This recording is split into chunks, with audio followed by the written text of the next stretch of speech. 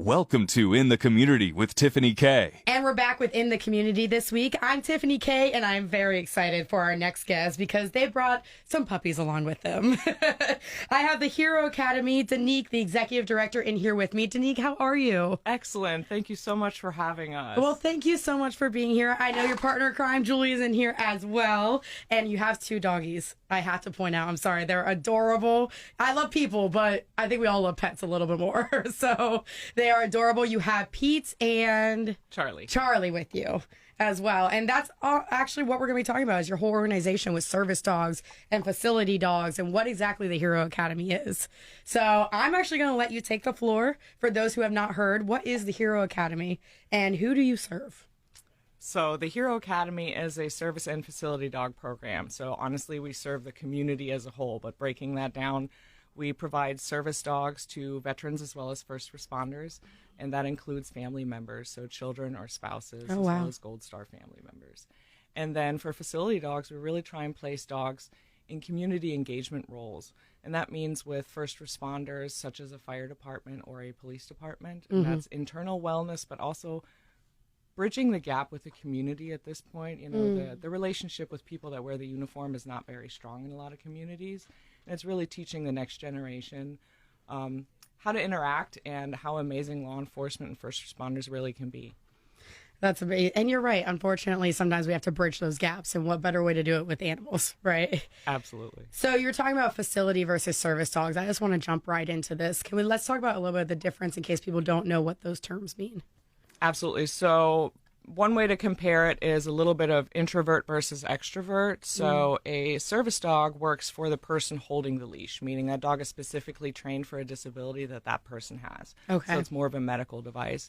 And a lot of times we seek out dogs that seem like they would be more of a one-on-one person. And then facility dogs like Pete, who we have here in the studio, he is a super extrovert. He's happy to meet just about anybody. So those are great community engagement dogs that can work at universities or hospitals and really just spread wellness, cheer, and brighten people's days without actually working just for the handlers. So they're really there for the community. Okay. And I have to say, once again, adorable dogs. If you guys have not seen it, you can go to WFLS on Facebook. Our pictures will be up with this.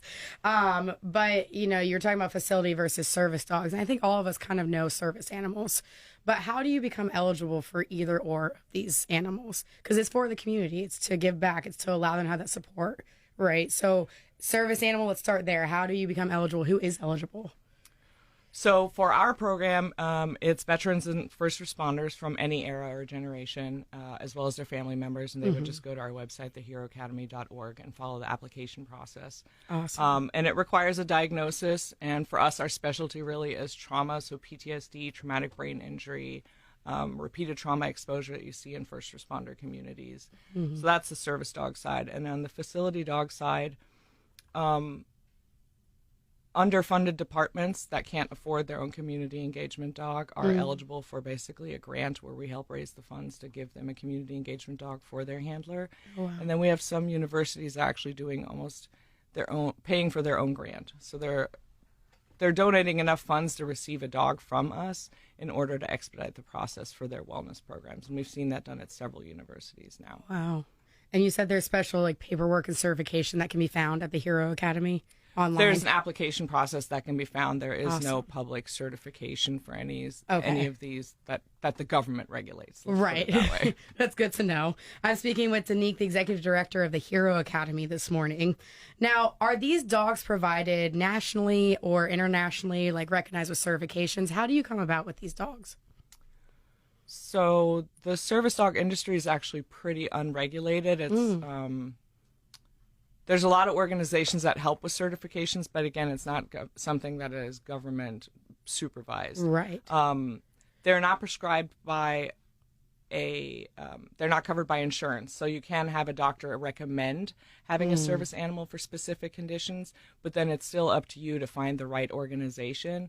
So for many people, that means if they're not from a certain demographic that there's a lot of donor funds for, if you're just an average American that wasn't a first responder or veteran, for example, it can be a lot harder to get a service animal. Interesting. Since they're not covered by insurance. Right. Ours are free of charge, meaning no cost to the end user. So we raise funds from the community and we're donor-based in order the veterans and first responders don't have to pay for these dogs, because they can cost upward of $25,000.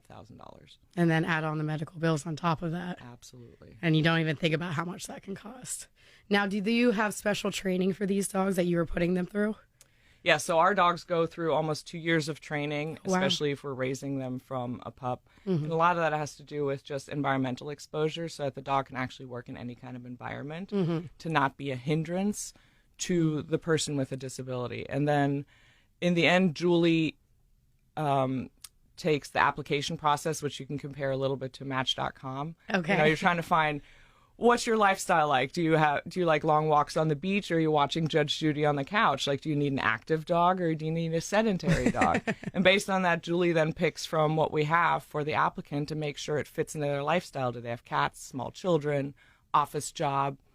And then ultimately she isolates the different medical needs they have. If there's certain alerts the dog needs to be trained on, certain nightmare interruption, medication retrieval, mobility support, and then she trains that at the end once we figured out which would be the best pairing. Yes. I love that metaphor you use for like Match.com, but for with your dog. I mean, you spend a lot of time with that animal. It's supposed to help you. Yeah. And so every waking moment you're realistically together. So if it's not a good vibe, we all know not a good relationship is not a good life. Exactly. I love that. I was speaking with Danique, the executive director of the Hero Academy. You know, we're talking about service animals, facility animals.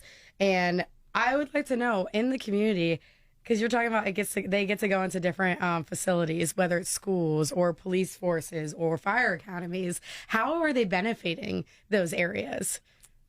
I think for me, one of the most profound things is watching some of our law enforcement professionals when they walk around in full uniform with one of the community engagement dogs, because you can really see a shift in people's interaction with them. And you usually don't call the police on your best day, if that makes sense. So usually only see them when you're not having a good day. Yep. Or like, you get pulled over, not really the first person you want to see. So it's really a very engaging conversation. We can all relate to dogs. It really makes us all, puts us on equal playing field, if that makes sense. So it's really beautiful to see little children run up and tell their parents, oh, I know that dog. He came to my school with Officer so-and-so. Like, it's just a completely different perception of how people interact with each other. And just seeing kids at school also have something comforting, something completely out of the norm. In college campuses, you leave home, you leave everything that's familiar to you. A lot of times these students leave pets behind. Yeah. You can be exposed to a lot of tragedy and trauma in college already, just through normal life experiences. So having these dogs, you really see a difference in the interaction, but also how quickly it can turn somebody's day around. And that's really profound. And I'm sure seeing the police officers interact with the dogs as well is definitely a fun sight to see. Sitting on the ground, snuggling dogs, no more big bad wolf. Like it really humanizes them, and there's a human behind that badge, and that's really important to remember. I love hearing that. And moving from facility to service dogs, how does a service dog given to like a hero suffering from PTSD and those issues, how do they help with that? Because we all hear, get a service dog, get a support animal. It really does help along the way, but some people don't understand how is that helping them. So some of it's really just allowing the person to be present in the moment. It doesn't allow your mind to wander. So when that means you're, the word triggered is a little overused or misused nowadays, but there's things that can really just set you off in a day and bring you back to a previous experience. And a dog can be a very grounding tool, especially if they've been trained to specifically alert to what we call self-soothing behaviors. So sometimes when you have your first onset of anxiety, you start doing ring twisting maybe, or twirling your hair, tapping your foot. These are all things the dogs alert on to allow you to not go from 0 to 1,000 in anxiety or anger. Okay. So they're extremely grounding, especially when they do those alerts, which allows you to stay much more present. And profoundly, nightmare interruption, the amount of sleep you can actually get if you don't have night terrors can completely change your entire life around. And it gives a certain level of confidence, and somebody has your back, attending kids' sporting functions again and things like that. It really just gives them the freedom that they fought for other people for so long. Wow. You don't think, I think of the companion aspect. I'd never thought of the night terrors aspect, or just being that grounding presence. I do meditation and yoga, like a lot of us do, to kind of relax. But having that extra partner by your side sometimes is what you just need. As you said, those little onsets of anxiety you don't even realize you're doing sometimes. And having that partner be right there, it doesn't have to be a human. Having that service animal be right there is helpful as well. So speaking of service animals, what do you look for when looking for a service dog candidate? So honestly, any breed can be a service dog. Okay. There's no actual restrictions. The reality is, it's just like when you say not all kids go to college. Not all dogs are interested enough in working, or they're not very good on environmentals, meaning they don't like going out in public, traffic, cars, opening doors. It all freaks them out too much. That's a hindrance for the end user. So we look for dogs that have a certain level of courage, that they can work through new environments, especially if they're food motivated. That's our training methodology. We really look for a dog that likes to be rewarded with food because it makes it easy to train them. And then for us, we use a certain height and weight because a lot of purse dogs for our end users are probably not necessarily the image they're going for. Yes. And we stay away from bully breeds, and that's not anything against those breeds, but they can be very stubborn. Yes. Which makes it a lot harder to To train. Even with food, I'm sure. And there's a lot of stigma around mental health. So adding a bully breed to a certain look is not necessarily helping bring that person back into the community and feel part of a community. So bringing something that's a little more customer servicey looking is really helpful for the end user. So it's not against the breed, but it's really not a benefit sometimes. And it's something to be aware of, especially how do other people look at it Yes. at times. So let me ask this then. What happens to those dogs who unfortunately don't make it through the training program? So some of that will depend on why they're not cut out for their final job. So if it's just an introvert-extrovert thing, like we have service dogs that have certain quirks that wouldn't make them ideal as a medical alert tool. Okay. But they would be great in a facility. Like Okay. they're just happy to lay around and people pet on them all day. So we try and re-career them that way. Okay. And if not, we if they're not like a major issue that's a safety issue, we adopt them out to military or first responder families. Okay. So either way, they find a home or a job in some capacity, and that's really our end goal, is for us to ensure every dog finds the right career path for them.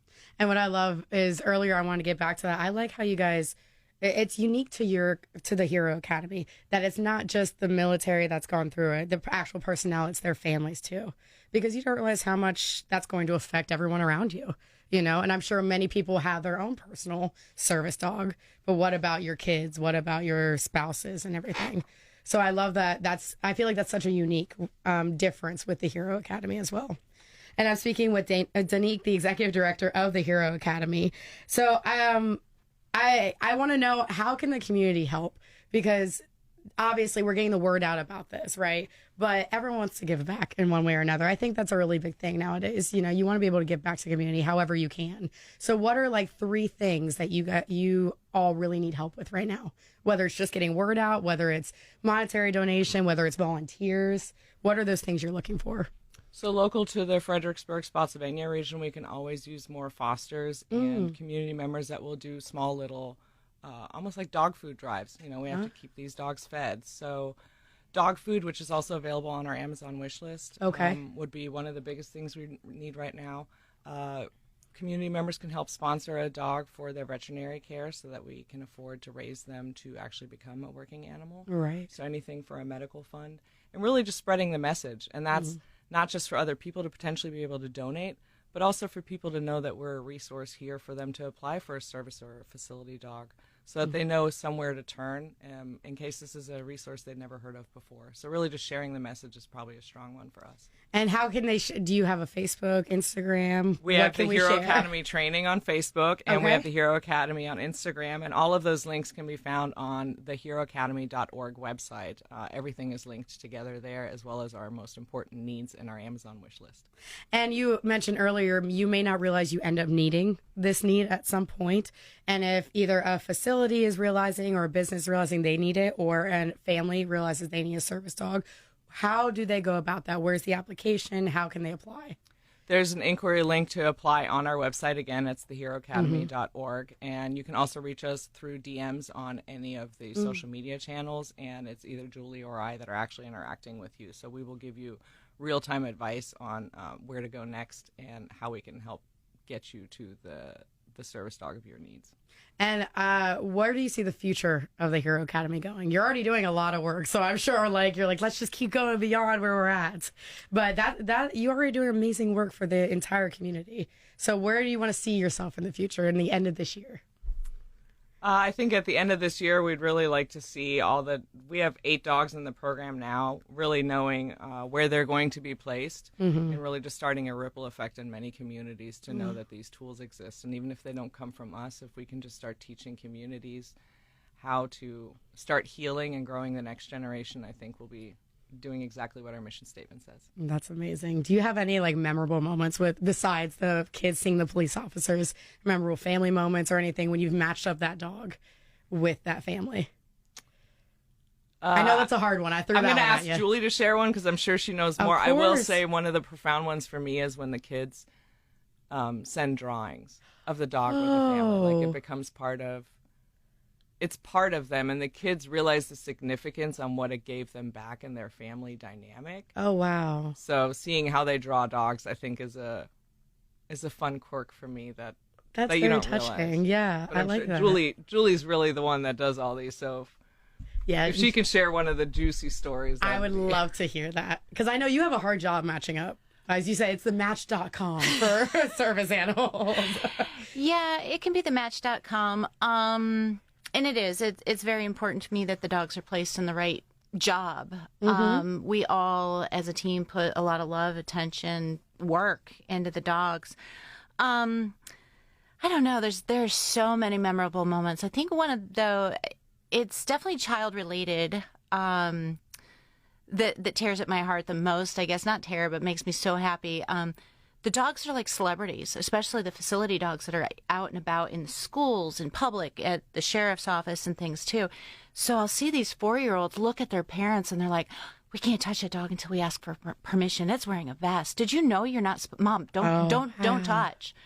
I love that. And I just love the education that the kids are getting, and then how proud the kids are to share what they know about the dogs. I think that's a great lifelong lesson because I love the respect that they're also giving the dog. I think that'll treat them well and the child in the future. Yes. There's so many great stories about these dogs and the life that they give people. I could go on for hours. That's the next episode is what we'll do of all of these emotional ones. So I do have to ask, though, do you get really emotional when you have to give that dog up? I'm sure. I was going to say both of you, they're like your family as well as you're training them. Yeah, I get very emotional. My fosters get very emotional. People ask my fosters, the people that I work with, they ask me, how do you do it? How do you do it? It's the end game. Yeah. Seeing what the dog is doing for so many other people, or giving that parent back its life, giving that parent back its family. It still gives me chills.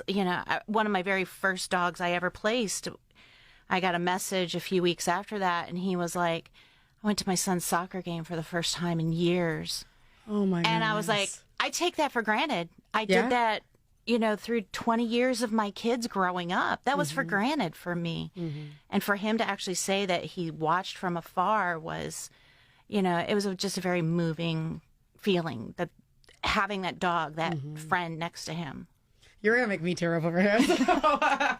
In a good way, in a great way. Yeah. But yeah, you don't realize those little things that people can't do sometimes without some sort of companion. And it's okay to ask for that help. I think that's the biggest thing I try to get across on the show every week is it's okay to ask for help, whether you need the companion or you just want to help, either way. But I'm speaking with Danique, the executive director of the Hero Academy, and Juli, and we also have Pete and Charlie in here as well. If you want to see the amazing service animals, we will post the pictures up on our Facebook at 933 WFLS and across all of our radio stations as well. But Danique and Juli, thank you so much for coming in here and for sharing this as well. Is there any last words you want to say to get out to the community other than share? Let people know that they can help.